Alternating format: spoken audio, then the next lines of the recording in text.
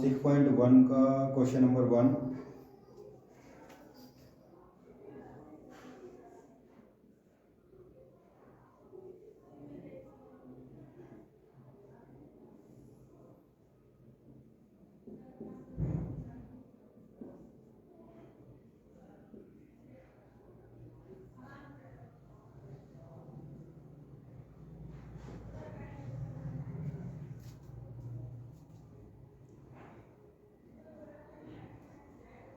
सभी छात्र देखेंगे कि पहला जो क्वेश्चन है उसमें क्या दिया हुआ है, lines A B and C D intersect at O पे इंटरसेक्ट कर रही है ए बी और सी डी। इनको ध्यान से समझना है, 9th क्लास के बच्चे जो हैं ये वाले क्वेश्चन ध्यान से समझे और एकदम आराम से समझें। पहले हमें क्या दिया हुआ है, लाइंस ए बी, दूसरी लाइन है सी डी, कहाँ पे इंटरसेक्ट कर रही है, ओ पर। और हमें क्या दे रखा है इन्होंने, एंगल AOC,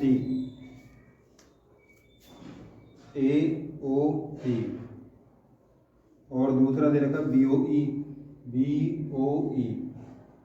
इन दोनों का सम दे रखा है 70, आप बुक में भी देख सकते हैं अपने।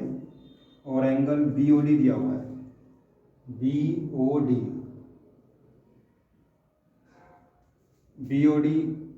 40 दिया हुआ है और इन दोनों एंगल का सम 70 दिया हुआ है। तो अब हमें निकालना क्या है, एंगल BOE, ये एंगल हमें फाइंड करना है। और reflex angle COE, reflex angle का मतलब ये जो एंगल है COE, इसको हटा देना है, बाकी बचा हुआ कंप्लीट एंगल होता है 360, और ये एंगल हम निकालेंगे COE और 360 में से माइनस कर देंगे तो COE निकल जाएगा। बाकी इसमें गिवन लिख सकते हैं आप कि गिवन क्या है।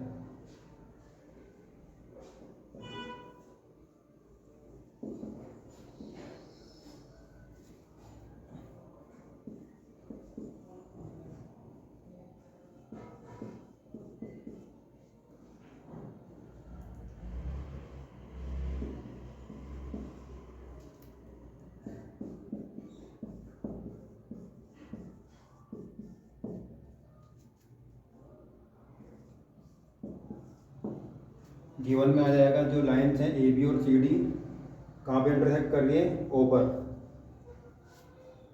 इसके भी नंबर होते हैं कि दिया क्या है, सॉल्व क्या करना है, निकालना क्या है, इसके भी आपके नंबर हो जाते हैं और ये नंबरों को मजबूती देते हैं।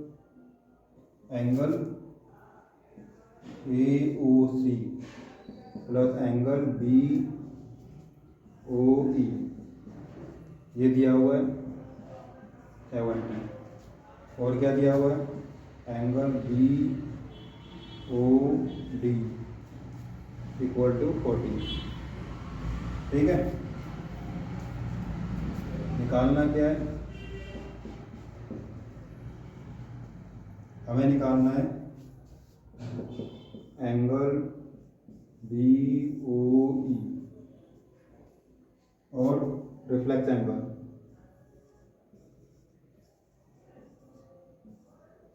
COE।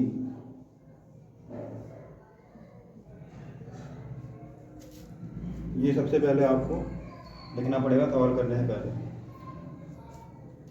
दिया क्या है, lines AB and CD intersect at O, ये दिख रहा है आपको, AB और CD जो है O पर इंटरसेक्ट कर रहे हैं। और एंगल्स दिए हुए कुछ, जैसे एंगल AOC और plus angle BOE, AOC BOE इनका सम दिया हुआ 70, और दिया हुआ एंगल BOD आपका BOD ये दिया हुआ 40। हमें क्या निकालना है, एंगल BOE ये वाला एंगल निकालना है, और रिफ्लेक्स एंगल निकालना है हमें COE। ये एंगल निकाल के 360 में से माइनस कर देंगे कंप्लीट एंगल में से, तो रिफ्लेक्स एंगल आ जाएगा आपका। जो रिफ्लेक्स एंगल है वो आपका इतना है ये यहाँ से लेके यहाँ तक ये क्या है, रिफ्लेक्स एंगल। तो इसे आप आराम से देखो और समझो, इसे नोट करो अच्छी तरह किस तरीके से करना है, और फिर इसके बाद एंगल निकालते हैं हम। तो एंगल का सम दिया हुआ है और हमें ये कर सकते हैं कि भाई ये एंगल निकाल सकते हैं। ये तुम्हें सोचना पड़ेगा कि भाई इन सवालों को कैसे करें। ऐसा नहीं है कि जो मैंने बता दिया वही तरीका है, तो और भी तरीके होते हैं। जैसे ये एंगल जो है BOD, तो BOD जो है वो किसके बराबर है, COA के या AOC के। ये दो एंगल बराबर हैं, क्यों? ये दो एंगल क्यों बराबर हैं? इन्हें कहते हैं vertically opposite angle.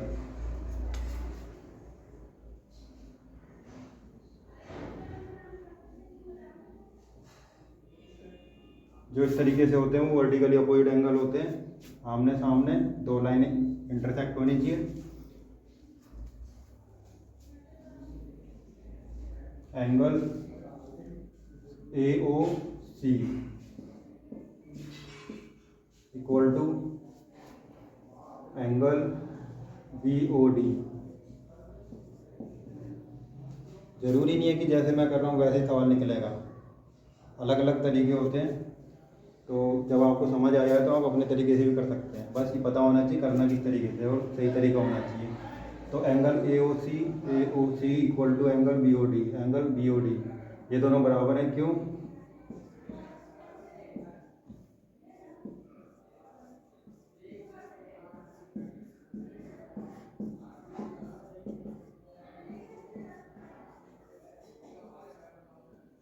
Vertically opposite angles. तो हमारे पास एंगल जो है AOC कितना आ गया, ये आ गया हमारे पास 40। तो एंगल AOC कितना आ गया, 40। ये 40 है, तो ये कितना हो जाएगा? क्योंकि हमें निकालने को क्या कहा था, हमें कहा था BOE निकालो, तो हमें इनका सम भी दे रखा था। Angle AOC plus angle BOE equal to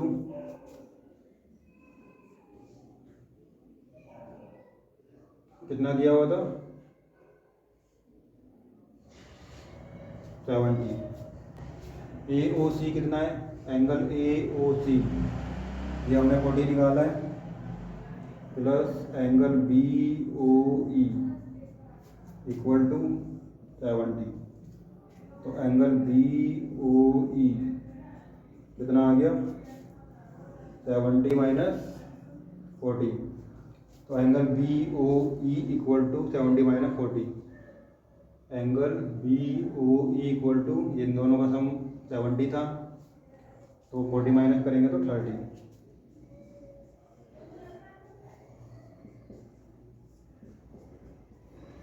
angle BOE कितना आ गया, BOE 30 आ गया। ठीक है, तो एक बार और बता देता हूँ एंगल, क्योंकि ये सवाल इतनी जल्दी समझ नहीं आते, काफ़ी बच्चे तो इनको छोड़ भी देते हैं कि बहुत ज़्यादा टाइम लगेगा, इससे अच्छा है कम से कम पासिंग मार्क्स आ जाए या 60 अब आ जाए। लेकिन जिन्हें 70, 80, 90 वो लाने होते हैं उनको वे करते हैं इनको, और काफ़ी अच्छा भी करते हैं। Angle AOC equal to BOD, ये दोनों एंगल इक्वल हैं, क्यों? Vertically opposite angle. तो AOC कितना आ गया, AOC कितना आ गया, 40। एंगल AOC 40 आ गया। एक ये एंगल निकला है, तो इससे क्या निकल जाएगा, ये वाला एंगल निकलेगा, क्यों? इनका सम दिया हुआ है। एंगल AOC दिया है हमें 40, एंगल BOE ये हमें निकालना है, और इन दोनों का सम दे रखा था 70। ये हमने निकाला AOC, और प्लस में एंगल BOE इक्वल टू 70। उसके बाद angle B O E equal to 70 minus 40, तो एंगल बी ओ ई आ गया 30। तो हमें क्या निकालना था, एंगल बी ओ ई निकालना था। एक काम हो गया हमारा, एंगल जो है वो निकल गया बी ओ ई, कितना निकल गया 30। अब हमें निकालना है रिफ्लेक्स एंगल सी ओ ई। तो सी ओ ई जो है angle A O C plus angle C O E plus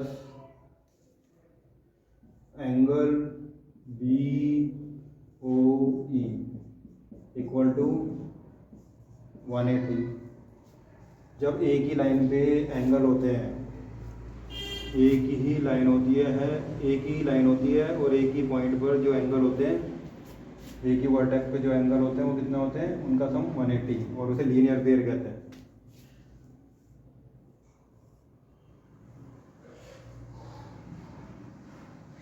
ये सारे एंगल जो हैं, ये सारे एंगल्स जो हैं वो लीनियर पेयर में आएंगे।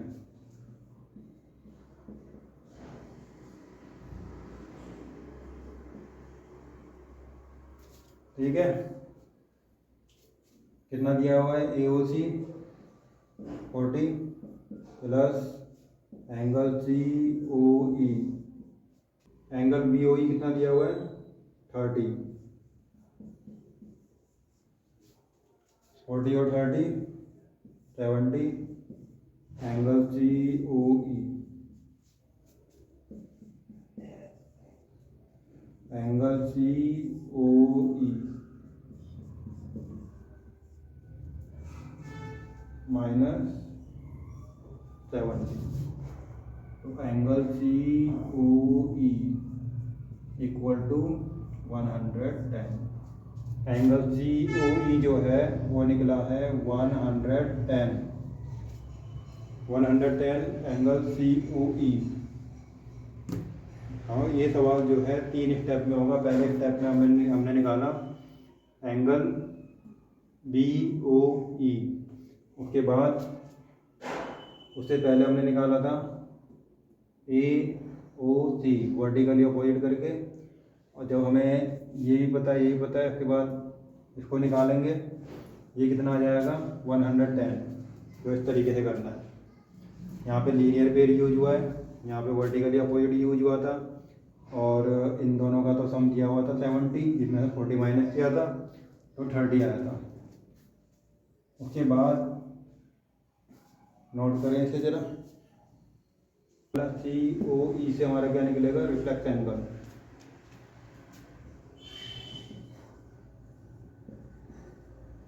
रिफ्लेक्स एंगल सी ओ ई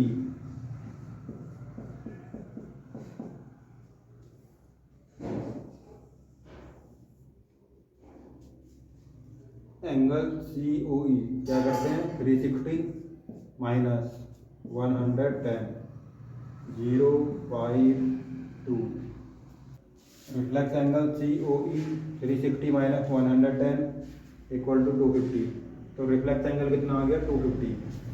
तो 250 जो है वो हमारा रिफ्लेक्स एंगल है, और उससे पहले हमने जो एंगल निकाले थे, तो हमारा सवाल ही पूरा हो गया। क्वेश्चन नंबर 2, इसमें हमें दे रखा है X Y and M N, X Y M N क्या कर रहे हैं, इंटरसेक्ट कर रहे हैं ओ पर, और पी ओ वाई 90। हमें रेशो दिया हुआ है ए रेशो बी, कितना दिया हुआ है 2:3। तो पहले गिवन लिख लेते हैं। गिवन में क्या है,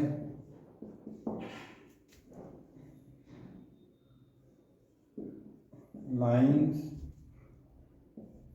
X Y and M N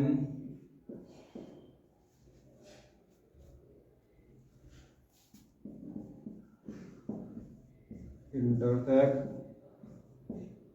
eight O, और क्या दिया हुआ है, एंगल पी ओ वाई 90 और क्या दिया हुआ है A रेशो B 2:3 क्या निकालना है C निकालना है। ठीक है,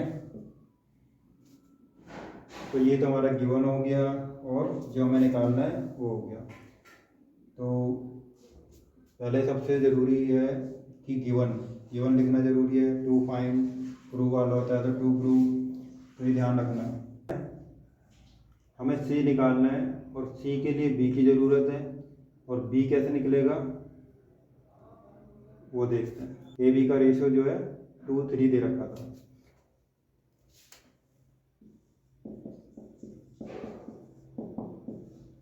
ये हमें दे रखा है। सबसे पहले हम निकालते हैं एंगल POX या XOP, angle XOP plus angle YOP 180 linear pair. ठीक है, एक लाइन पे जितने भी एंगल होते हैं एक ही पॉइंट पे वो सब लीनियर पेयर होते हैं और लीनियर पेयर 180 के होते हैं। Angle XOP plus angle YOP 90 equal to 180। Angle XOP equal to 180 minus 90 कितना आ गया 90। तो ये पूरा हमें पता लग गया। एक एंगल 90 है तो दूसरा भी 90 होगा लीनियर पेयर में। तो ये हमें करके दिखाना ज़रूरी है, खाली ये नहीं कि हाँ ये 90 तो ये 90 हो गया अपना कर सोल्व करना शुरू कर दिया। पूरा करके दिखाओ। ये मत देखो कि टीचर को आता है टीचर को बताना है, ये सोचो किसी को कुछ नहीं पता तुम्हें बताना है, एक चीज़ बतानी है। अब आते हैं ये XOP जो है हमें 90 पता है, ये XOP क्यों ज़रूरी था उसको समझना ज़रूरी है। जैसे हमें A रेशो B दे रखा है 2:3, तो इसका क्या मतलब है कि जैसे किसी पेरेंट्स के दो बच्चे हैं और उनको उनके जो पेरेंट्स हैं वो मान लीजिए 100 रुपये हैं, तो 100 रुपये को दोनों बच्चों को किस हिसाब से दिया 2:3 के हिसाब से, किसको कितना मिला, तो वही चीज़ इसमें लागू करनी है। 2:3 के हिसाब से एक बच्चे को कितना मिला दूसरे बच्चे को कितना मिला उसके हिसाब से करना है। ये हमारा हो जाता है सम। करते हैं पहले सम ऑफ रेशो, कितना आ जाएगा 5। पहले बच्चे को कितना मिला 2/5 इंटू 100 40 रुपीज़ मिला। दूसरे बच्चे को कितना मिला, दूसरे बच्चे को मिल गया आपका 3/5 इंटू 100 60 रुपीज़ मिला। तो ये तरीका है, यही चीज़ इसमें लागू होगी। ये हमें पता करना जरूरी था कि टोटल कितना है और ये A रेशो B ये कितने कितने के रेशो में बटा हुआ है। तो 2 के हिसाब से ये कितना है और 3 के हिसाब से ये कितना है, तो उसके हिसाब से हम दोनों एंगल फाइंड करेंगे। लेकिन हमें ये ज़रूरी नहीं है क्योंकि उन्होंने C निकालने को बोला है, C निकालने को बोला, हमें B की ज़रूरत है और B निकालेंगे उससे C निकालेंगे। तो इधर देखेंगे, पहले लिखेंगे सम ऑफ रेशो 2 + 3 = 5। उसके बाद B निकालना है हमें, B = B जो है तो 3/5 इंटू 90 5 पंजा और 5 8 तो कितना आ गया 54। 18 3 या 54। ठीक है, सेम वही चीज़ लागू हो रही है जो किसी बच्चे के पेरेंट्स अपने दोनों बच्चों को 2:3 के हिसाब से 2:3 रेशो के हिसाब से 100 रुपये देते हैं, तो एक को कितना मिला दूसरे को कितना मिला उसी के हिसाब से ये है। सम ऑफ रेशो करेंगे 5 आएगा बी वाला निकालना है तो 3/5 टोटल जो है वो नीचे, और मल्टीप्लाई टोटल अमाउंट जो है, टोटल एंगल जो है 90 का है, कितना आ जाएगा 54। बी निकल गया 54। सवाल लंबे इसलिए लग रहे हैं, समझने के बाद सवाल बहुत छोटे और आसान है। MON is a line, B plus C equal to 180, क्यों? Linear pair.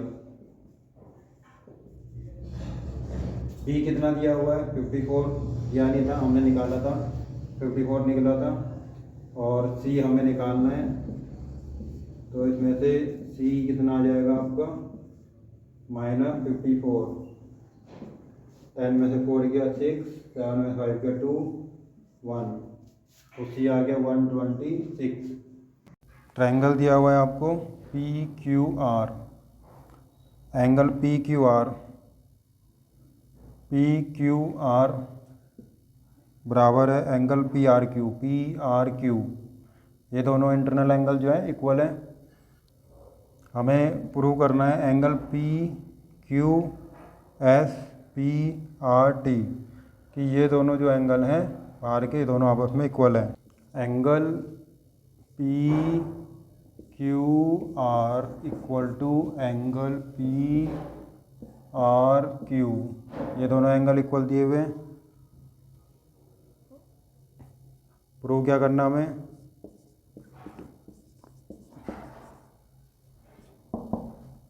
कि angle PQS equal to angle PRT, ये हमें प्रूव करना है।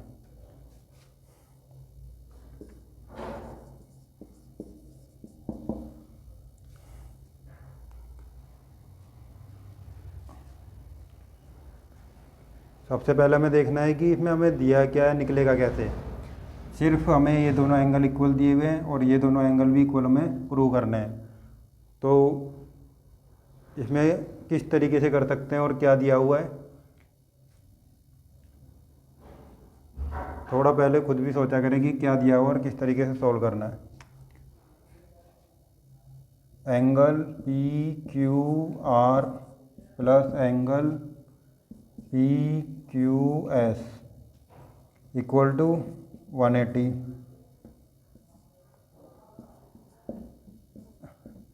Linear pair.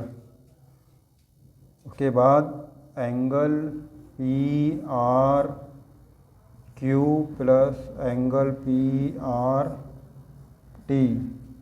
Equal to 180। सबसे पहले हमें क्या करना है, angle PQR plus angle PQS, ये और ये एक लाइन पर हैं, इनका सम कितना होगा 180, और क्या लिखना है लीनियर पेयर। तो ये लीनियर पेयर की वजह से 180 है इनका सम। इसी तरीके से angle PRQ plus angle PRT इनका सम 180, ये भी लीनियर पेयर है। ये हो गया 1, ये हो गया 2, दोनों 180 है, दोनों 180 है, तो ये दोनों आपस में क्या हो गए, इक्वल हो गए। तो इन दोनों को हम बराबर रख देंगे। फ्रॉम 1 and 2, जो पहले लिखा था वो 1 था, उसके बाद सेकंड, इन दोनों से क्या हुआ, angle PQR plus angle PQS equal to angle PRQ plus angle PRT।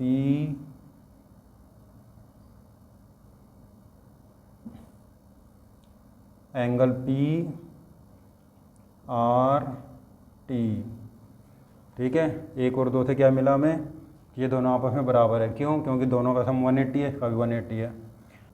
हमें क्या दिया हुआ था, PQR इक्वल टू PRQ, तो या तो इसको ये लिख दो पी आर क्यू, या इसको ये लिख दो P Q R, angle P Q R plus angle P Q S, P Q R plus P Q S equal to angle P Q R plus angle P R T. तो P R Q की जगह क्या लिख दिया, P Q R, P Q R ये given है, तो ये दोनों आपस में इधर आ जाएगा तो माइनस हो जाएगा। तो इस तरीके हम दिखा सकते हैं। तो angle P Q S equal to angle P R T, तो दोनों एक्सटर्नल एंगल इक्वल हो गए, पी क्यू एस और P R T. Question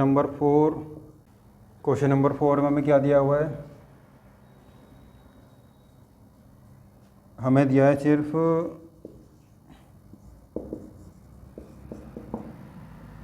x plus Y equal to W plus Z, सिर्फ ये दिया हुआ है। x प्लस वाई बराबर है डब्लू प्लस जेड, ये दोनों आपस में बराबर है, इनका सम आपस में बराबर है। प्रूव क्या करना है, हमें प्रूव करना है कि A O B is a line. ये हमें क्वेश्चन में से देख के ही लिखना होता है, गिवन जो उन्होंने दिया हुआ है, और हमें क्या निकालना है या क्या प्रूव करना है, तो ये भी लिखना ज़रूरी है। उसके बाद हम सॉल्व करते हैं। तो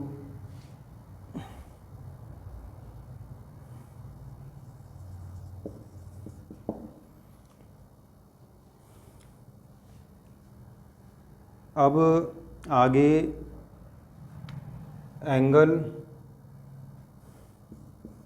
x plus Y plus W plus Z equal to 360 क्यों है, कंप्लीट एंगल।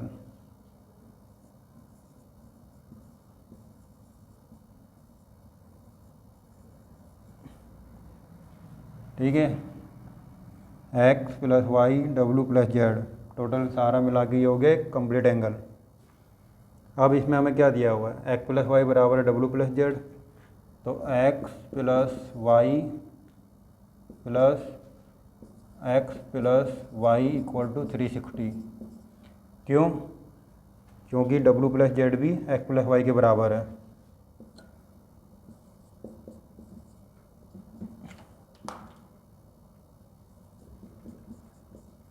तो x प्लस वाई जो है वो डब्लू प्लस जेड के बराबर है, इसलिए डब्लू प्लस जेड की जगह x प्लस वाई कितना हो गया, 2x 2y इक्वल टू 360। ठीक है, 2x plus 2y equal to 360, 2 common, x plus Y equal to 360, x plus Y equal to 360 upon 2 180। x plus Y 180 दोनों इक्वल हैं, w plus Z ये भी कितना आ गया 180। ठीक है, दोनों बराबर थे तो दोनों 180 आ गए, ये भी 180 ये भी 180। ठीक है, तो दोनों 180 हैं, तो इसका मतलब AOB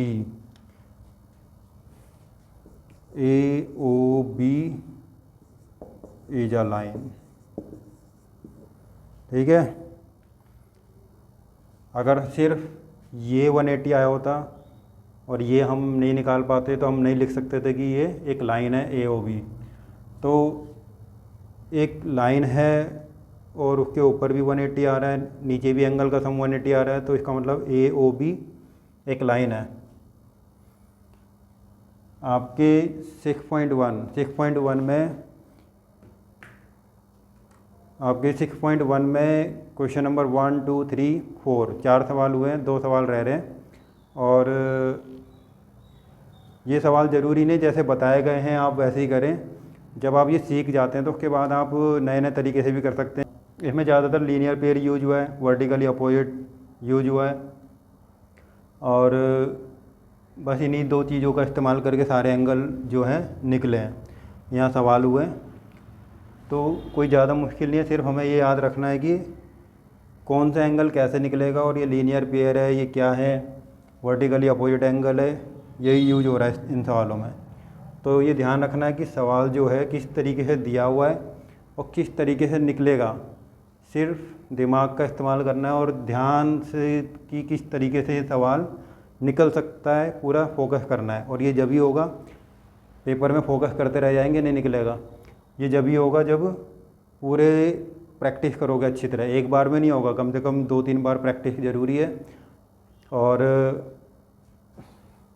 इसी तरीके से सवाल होंगे सारे। 2 सवाल रह गए हैं, पहले ये 4 जो थे इन्हें समझे, 2 सवाल अगली क्लास में करेंगे। आपके द्वारा चैनल को सब्सक्राइब ज़रूर किया जाए, जिससे एक मोटिवेशन मिले कि आपको ऑनलाइन सुविधा हो, घर बैठ के आपको आराम से, जिस तरीके से कहीं जाना पड़ता है, फ़ीस पे करनी पड़ती है, तो आप अपना आराम से घर पे समझ सकते हैं। तो इसलिए चैनल को जो है सब्सक्राइब ज़रूर करें। और वीडियो या सवाल पसंद आया, वीडियो पसंद आया ना, उससे मतलब नहीं है, सवाल सही से समझ आया हो तो ही लाइक भी करें और चैनल को सब्सक्राइब भी करें। और आगे जो है 6.1 का ही क्वेश्चन नंबर 5 और 6 समझाया जाएगा।